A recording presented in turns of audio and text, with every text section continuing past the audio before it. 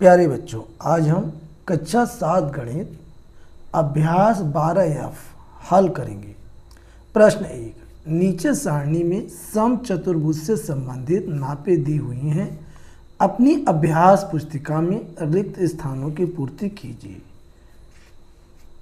तो यहाँ पर जो है नापें दी हुई हैं। क्रम संख्या 1, पहला विकर्ण 8 सेंटीमीटर, दूसरा विकर्ण 10 सेंटीमीटर।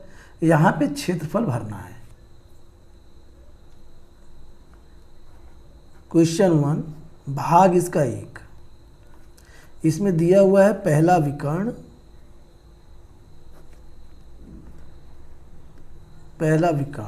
बराबर 8 सेंटीमीटर,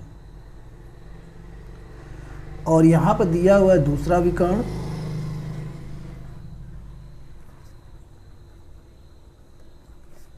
बराबर 10 सेंटीमीटर। हमें इसका क्षेत्रफल बताना है और यहाँ पर ये जो आकृति बनेगी समचतुर्भुज की आकृति बनेगी। और वह आकृति कैसी होगी, यहाँ प्रश्न 2 में दिया है इस प्रकार की बनेगी। तो यानी इसका हमें क्षेत्रफल बताना है।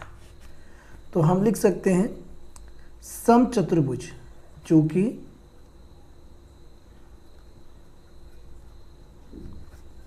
समचतुर्भुज का क्षेत्रफल बराबर 1/2 गुणा विकर्णों का गुणनफल। प्यारे बच्चों, अब यहाँ पर विकर्ण क्या होता है चित्र के जरिए हम समझ लेते हैं।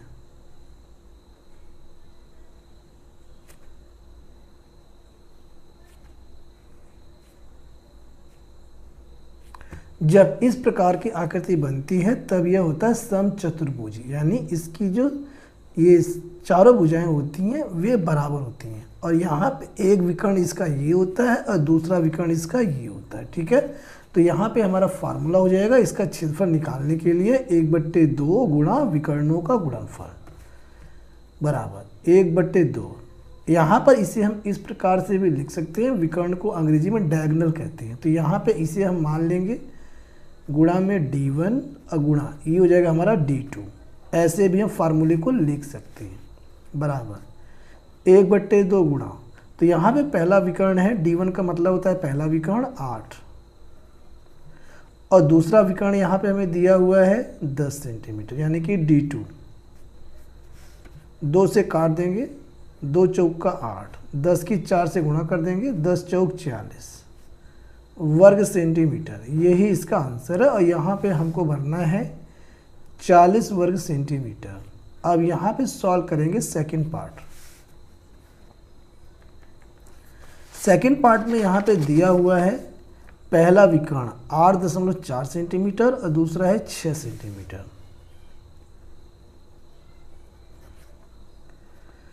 पहला विकर्ण इसे हम D1 मान लेते हैं 8.4 सेंटीमीटर, और दूसरा विकर्ण है 6 सेंटीमीटर।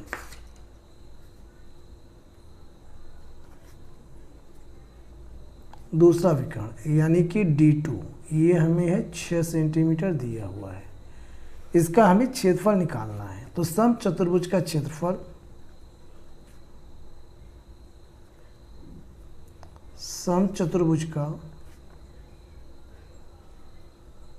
क्षेत्रफल बराबर D1 गुणा D2, और यहाँ हो जाएगा 1/2। तो यहाँ इसे ऐसे भी लिख सकते हैं 1/2 गुणा D1 गुणा D2। ठीक है, अब यहाँ पे 1/2 गुणा D1 हमारे पास है 8.4 और D2 यहाँ पे दिया हुआ है 6। तो 2 से काट सकते हैं, 2 3 6। अब 8.4 के गुणा कर देंगे 3 से, 3 चौक के 12, 2 हासिल लगा 1, 3 × 2 24, 1 25, यानी आ गया 25.2 वर्ग सेंटीमीटर। यही इसका क्षेत्रफल है जो हमें यहाँ खाली स्थान में भर देना है। अब यहाँ पे आता है हमारा प्रश्न नंबर 2। आकृति 12.26 में समचतुर्भुज ABCD से घिरे क्षेत्र का क्षेत्रफल 24 वर्ग सेंटीमीटर है। ये यहाँ पे आकृति है। इसका जो पूरा क्षेत्रफल है वह है 24 वर्ग सेंटीमीटर, और ओडी यहाँ पे दिया हुआ है 3 सेंटीमीटर, यानी ये आधा, ये जो ओडी है 3 सेंटीमीटर हमको दे रखा है। हमें क्या ज्ञात करना है, भाग एक विकर्ण बीडी की लंबाई, ये पूरा विकर्ण बीडी बताना है कितना होगा, और दूसरा है विकर्ण एसी की लंबाई, ये विकर्ण एसी की लंबाई, यानी दोनों विकर्णों की लंबाई हमसे पूछ रहा है। क्वेश्चन 2 पार्ट 1, विकर्ण बीडी की लंबाई, विकर्ण बीडी की लंबाई। तो प्यारे बच्चों, सबसे पहले यहाँ पर हमें दिया हुआ है OD बराबर 3 सेंटीमीटर, ये OD 3 है तो यहाँ पे OB भी 3 होगा।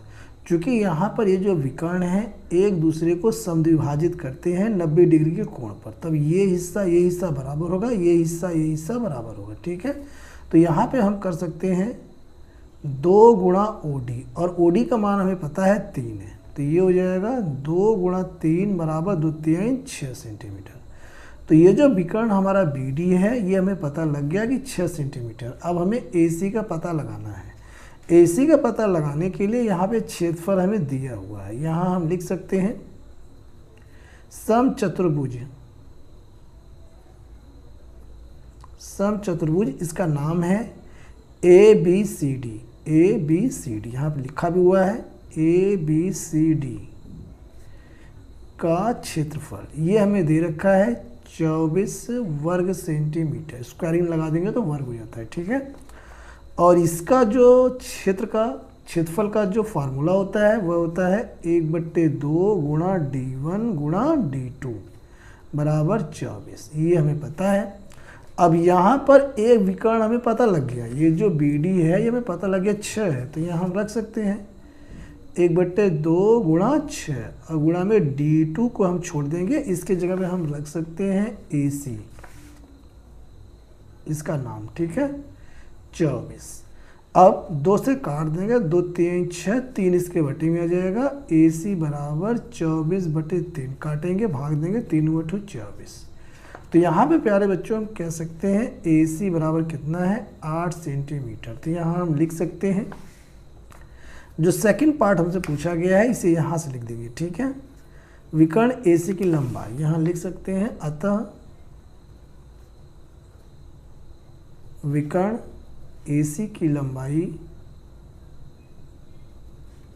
बराबर 8 सेंटीमीटर है, और यह प्रश्न 2 खत्म हो गया।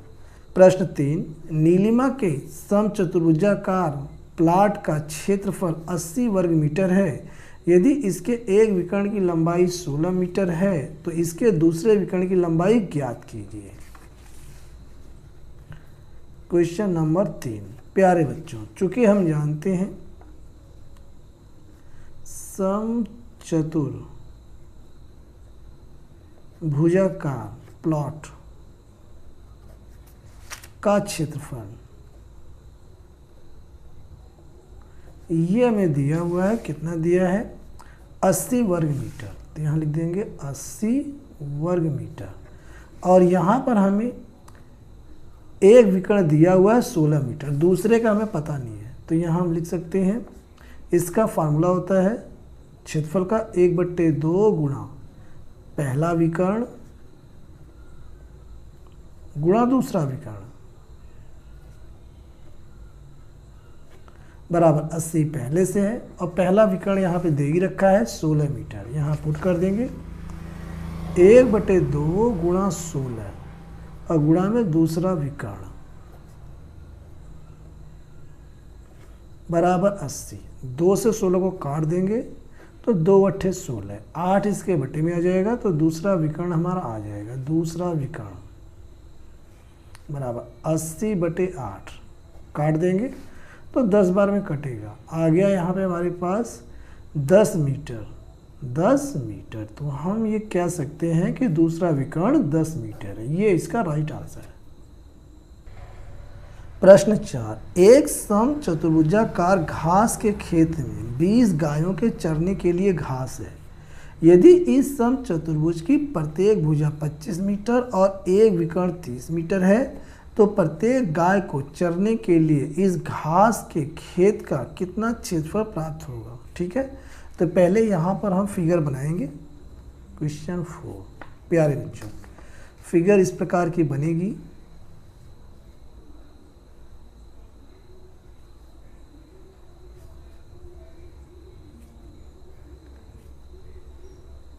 इस प्रकार की। अब यहाँ पे इसने हमसे ये कहा है कि प्रत्येक भुजा चूंकि इसकी बराबर होती है, तो एक भुजा इसकी दे रखा है 25 मीटर, तो सारी भुजाएं 25 होंगी। इसके वजह ने ए विकर्ण दिया है 30 मीटर, तो हम मान लेते हैं ये विकर्ण हमें पता है 30 मीटर, तो ये आधा आधा कितना हो जाएगा, 15-15 हो जाएगा। कितना हो जाएगा, 15-15, ठीक है।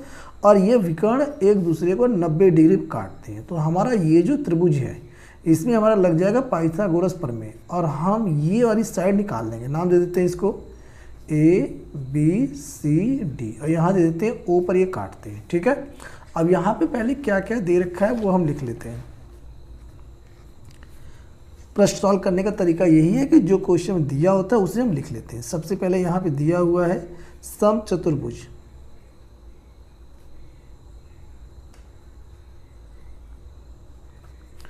समचतुर्भुज की प्रत्येक भुजा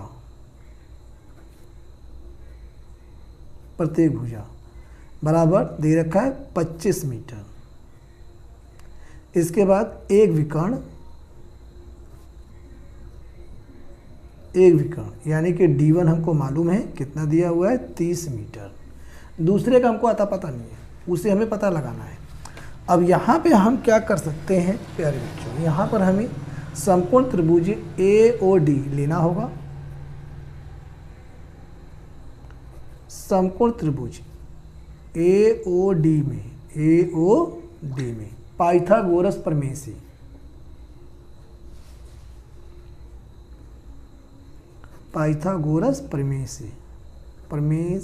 ये क्या होता है, ये होता है कर्ण का स्क्वायर बराबर लंब का स्क्वायर प्लस आधार का स्क्वायर। तो यहाँ पे ये दोनों जो भुजाएं हैं इस त्रिभुज में, ये दोनों छोटी, ये बड़ी है। सबसे बड़ी भुजा कर्ण होती है, तो ये कितनी है, 25। यहाँ हम लिख सकते हैं 25 का स्क्वायर बराबर, इसमें से इसे हम मान लेते हैं लंब है 15 का स्क्वायर प्लस में ये हमारा आधार हो जाएगा AO, इसका स्क्वायर पता नहीं है, छोड़ देंगे। 25 का वर्ग होता है 625 और 15 का वर्ग होता है 225 प्लस AO का स्क्वायरिंग, इसे लाके माइनस करेंगे। 625 माइनस 225 बराबर AO का स्क्वायरिंग, ठीक है।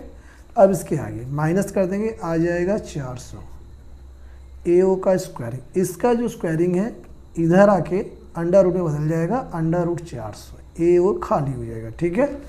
अब अंडर रूट इसका निकलेगा, आ जाएगा यहाँ पे इसका अंडर रूट होता है 20। कैसे, अंडर रूट 20 गुणा 20 कर देंगे यहाँ पे, तो ये होता है 20 गुणा 20 आ जाएगा 400 AO, और ये अंडर रूट यानी कि वर्गमूल के अंदर जोड़ा बन के बाहर आता है, तो 20 यहाँ पे बाहर आ गया AO। तो हम ये कह सकते हैं AO हमारा जो है कितना है, AO हमारा है 20 मीटर। तो यहाँ पे जब ये AO हमारा 20 मीटर है तो यहाँ पे OC भी 20 होगा, तो पूरा AC हमारा कितना आ जाएगा, 40 मीटर। यहाँ हम लिख सकते हैं AC इज इक्वल टू 2 गुणा AO।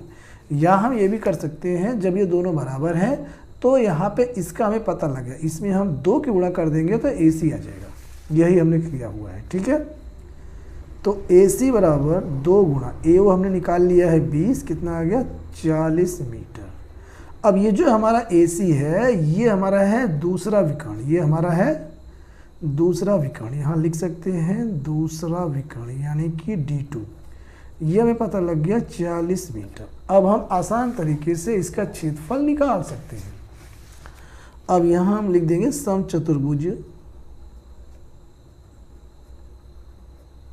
समचतुर्भुज का क्षेत्रफल बराबर 1/2 गुणा D1 गुणा D2, 1/2 गुणा D1 हमें पहले से पता है, ये कितना है 30, पहले दिया हुआ क्वेश्चन में 30, और D2 हमने अब ये भी निकाला है 40। अब 2 से हम काट सकते हैं, 30 को आ जाएगा 15, 15 चौका 60, यहाँ पे आ गया 600 वर्ग मीटर। ये जो हमारा क्षेत्र यहाँ पर है समचतुर्भुजाकार ये घास का जो क्षेत्र है, इसका जो क्षेत्रफल आया है वह है 600 वर्ग मीटर। और ये 600 वर्ग मीटर को 20 गायें चरती हैं, 20 गायें चरती हैं, तो एक गाय जो है कितना क्षेत्र चरेगी ये हमें बताना है। तो अब यहाँ पर हमें क्या करना है, इसमें 20 से भाग दे देना है और हमें यहाँ पे केवल इतना लिख देना है जो ये कहा है लास्ट में, प्रत्येक गाय को चरने के लिए इस घास के खेत का कितना क्षेत्रफल प्राप्त होगा। तो यहाँ पर हम लिख देंगे प्रत्येक